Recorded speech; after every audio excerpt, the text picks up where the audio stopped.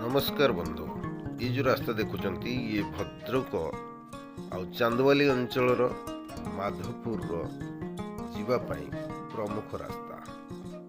तो दुई साइड जमी थिला बेले मझीर रास्ता जाइछि।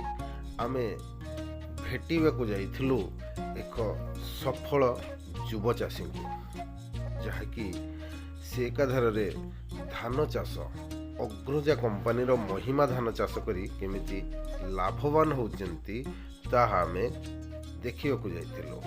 ता संगरे छेली चाष, गाई फार्म, माछ चाष अत्याधुनिक चाष प्रणाली को आदर नहीं से केमिति अलगा लोक मानक आगे उदाहरण पलटिचंती ता आमे देखिबा।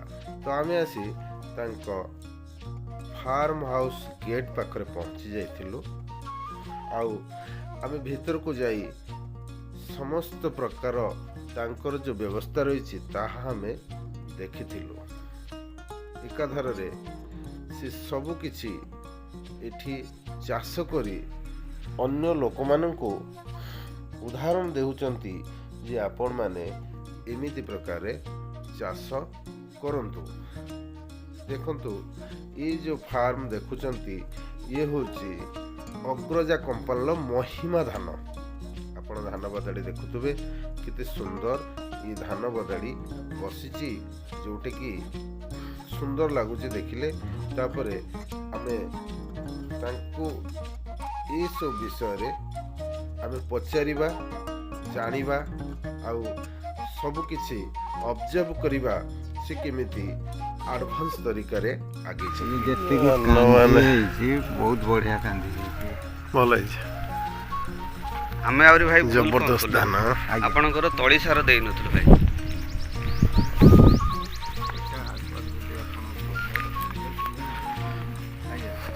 यार पोसेशन भूल हैला, बहुत भूल है हमें मानु छी। ता परे भी भाई ये 35 प्लस हो आपनकर अनडाउटली जदी ओरिजिनल बिहन पाई गले आपन को बंचै देई जीव धान जत्ते जा है जाऊ ये बंचैबो 25 क्विंटल लु कम आछो। आसंतु तांग मुहर सुनिबा धान चाष विषय रे से कोन कहउचंती। सर नमस्कार सर, आपण टिके परिचय दियन सर आगे। मो ना दीपक रंजन साहू आज्ञा मत्तु आज्ञा चांदवाली अंचल बासिंदा। एटा भद्रक मत्तु आपनकर माधवपुर एरिया रो जाउची। आपण सारे अग्रजा कंपनी रो को बिहन आपण चाष करथिले आपनक जमी रे? अग्रजा रे इथर मु ट्राई करथिली महिमा धान। केते महिमा गोड आज्ञा केते एकर करथिले सर? आज्ञा आपनकर करथिली 6 एकर। 6 एकर आपनकर 6 एकर जो आपण चाष करथिले सेही हिसाब रे आपनकर मुनाफा देखिले अलगा धान तुलना रे आपण सेही हिसाब रे उपकृत होइचंदी बा खुशी अचंदी बा आपनकर जो धान अमल ठीक अछि कि आपण कोन कहंतु? नाही हमर एक्चुअली देखिया गले अन्य जो धान करूथलु हमर रहुतला हार्डली 20 होतला एकर। बट महिमा रो यील्डिंग देखि के मते लागु जे 35 प्लस रहइबा आपण। आज्ञा तो जहाले भी एटा पॉजिटिव रहउछि, महिमा पॉजिटिव पॉजिटिव दउछि। अच्छा जेहेतु आपण महिमा धान आपण तो देखौचंदी आपण पूरा ठिया आइचंती आपणकर धान भी एमती होइछि। तो आपण अग्रजा कंपनी रो ए महिमा धान विषय रे अलगा चाषी मानको आपण कोन एडवाइस देबे सर कहंतु टिके? ऑब्वियसली मु एडवाइस करबी जे कि ट्राई करंतु काहेना जेहेतु रोग पोक कोनसी प्रकार नाही कि धान भी सहजरे पडुनी आ अवधि 145-150 दिन रहउछि। तेणु मु ऑब्वियसली सजेस्ट करी तमे महिमा ट्राई करो। आज्ञा तो ठीक अछि sir, okay thank you sir. आहुरी तांको फार्म आमे बुली देखिबा। ये देखंतु ये हळ होईची एठी ये किछि अत्याधुनिक उपाय रे किछि चाष करिया जाउचंती। एठू आमे आहुरी आगु गले देखिबा तांको जो छेली फार्म अछि, तांको गाई फार्म रो व्यवस्था, से माछ चाष भी करचंती। ये सब भी आमे देखिबा को पाइबा। तेणु जो चाषी भाई माने किछि भल भाव किछि करिया को चाहउछंती से माने एमान ए सारंकर सब किछि व्यवस्था देखि आपण भल भाव रे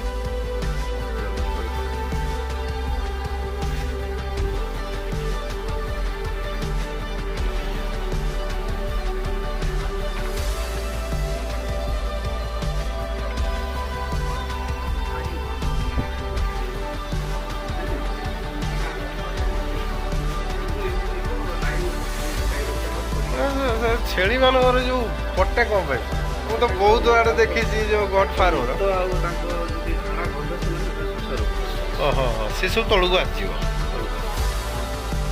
ଆଚ୍ଛା ନିଜର କର୍ମକ୍ଷେତ୍ରରେ ରହି ମଧ୍ୟ ଯୁବ ଚାଷୀ ଜଣକ ଧାନ ଚାଷ, ଗଡ୍ ଫାର୍ମ, କାଉ ଫାର୍ମ, ମାଛ ଚାଷ ସବୁଥିରେ ମନୋନିବେଶ କରି ବେଶ ଭଲରେ ଆଉ ଇ ସବୁକୁ ଆଦରଣୀ ଚାଷ ପ୍ରତି ତାଙ୍କର ଉନ୍ମତ୍ତା ଭଲ ପାଇବା ଆମେ ଦେଖି ଆମେ ବହୁତ ଖୁସି ଅନୁଭବ କରିଥିଲୁ। ଆଉ ସେ କୁହନ୍ତି ଚାଷକୁ ମୁଁ ଭଲ ପାଏ। ନିଜର କର୍ମକ୍ଷେତ୍ର ଚାକିରି ସହିତ ଇ ସବୁକୁ ସେ ଭଲ ଭାବରେ ତୁଲେଇ ପାରୁଛନ୍ତି। ତେଣୁ ବନ୍ଧୁମାନେ ଚାଷ ଖରାପ ନୁହେଁ, ଚାଷ ସହିତ ଆମେ ସବୁ କିଛି କରିପାରିବା। ତେଣୁ ଚାଷ ନ ରହିଲେ ଆମର ଗତି ନାହିଁ। ଚାଷକୁ ସବୁବେଳେ ଆଦରର ସହକାରେ ଭଲ ପାଇବା ସହକାରେ ଆଗେଇ ନେବା। ଭିଡ଼ିଓଟି ଭଲ ଲାଗୁଥିଲେ କମେଣ୍ଟ କରନ୍ତୁ, ଆପଣଙ୍କ ଭଲ ପାଇବା ଦିଅନ୍ତୁ।